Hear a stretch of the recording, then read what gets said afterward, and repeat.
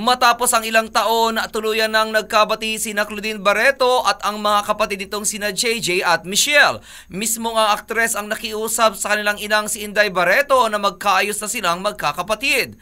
Nangyari ang pagkakabati ng magkakapatid noong July 5 kung saan nakumpirma ito nang mag-post sina Claudine at JJ ng pictures nilang apat kasama ang kanilang ina sa loob ng isang restaurant. Sa post ni Claudine sa nasabing picture, nilagyan niya ito ng caption na kaya niyang mabuhay nang walang boyfriend at walang asawa, ngunit hindi niya kayang mabuhay nang wala ang kanyang kapatid na si JJ dahil mahal na mahal niya ito at itinag niya ito kay JJ sa kanyang inang si Inday at sa kanyang kapatid na si Mitch. Sa Instagram account naman ni JJ, nag-post din ito ng picture nilang apat at nilagyan niya ito ng caption na bonding and dinner date with my two sisters.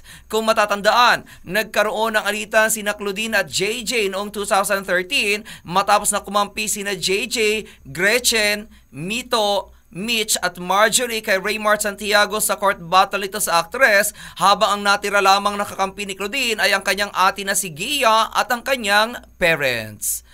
At yan aking balita, ako naman si RH43 Rocky, ang inyong kaliga sa mundo ng showbiz. Showbiz for more, like and share this page for more.